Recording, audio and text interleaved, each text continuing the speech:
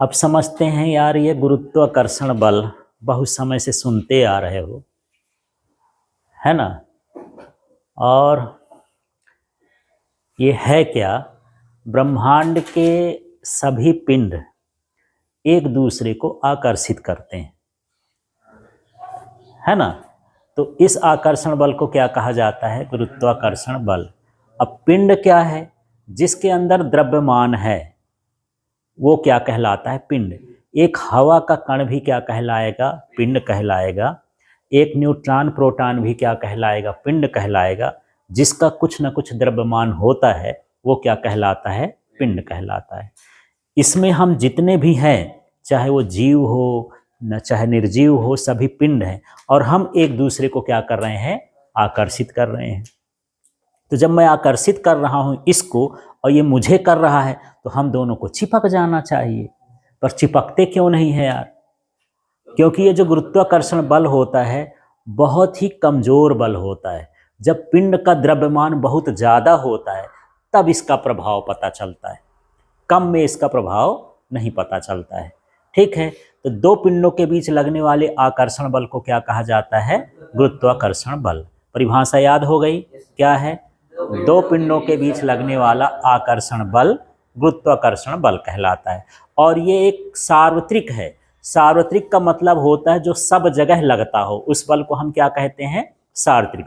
माने पृथ्वी के अंदर भी है, पृथ्वी के बाहर भी है, पूरे ब्रह्मांड में यह बल कार्यशील होता है, इसलिए इस बल को हम क्या बोलते हैं? सार्वत्रिक बल। और इसकी खोज की थी न्यूटन ने। अब न्यूटन क्या था? एक सेव के पेड़ के नीचे ऐसे लेटा हुआ था, अचानक से जो है एक सेव नीचे गिरा। अब पहली बार तो नहीं हुआ, हमेशा गिरता है। आप भी जाते हो पेड़ के नीचे आम खाने, कहीं कुछ खाने, जामुन खाने, तो नीचे न गिरता है। नई बात तो थी नहीं, पर वो क्यों गिरा, ऐसा क्या था, वो सोचने लगा, है ना। तो उसको लगा कि यार ये पृथ्वी जो है इन पिंडों को क्या करती है?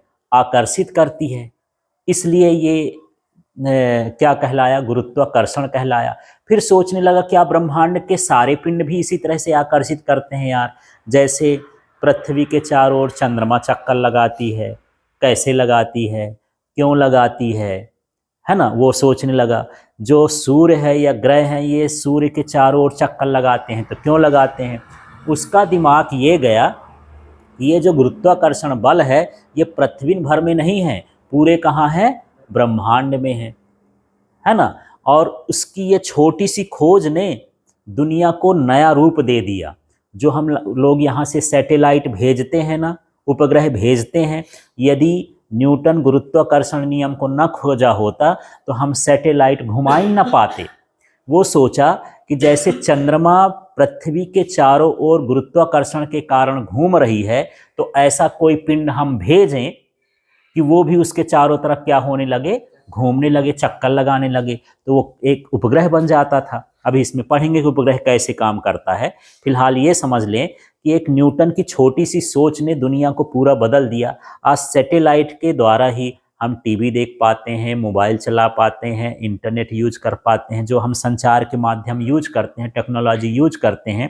गूगल मैप देख लेते हैं, ईमेल भेज लेते हैं, व्हाट्सएप में मैसेज भेज लेते हैं, यूट्यूब में वीडियो देख लेते हैं, फेसबुक चला लेते हैं। ये सब किसके थ्रू हो रहा है? सैटेलाइट के थ्रू। और सैटेलाइट किसके थ्रू काम करता है? न्यूटन के गुरुत्वाकर्षण के नियम के थ्रू, माने जो चक्कर लगाता है।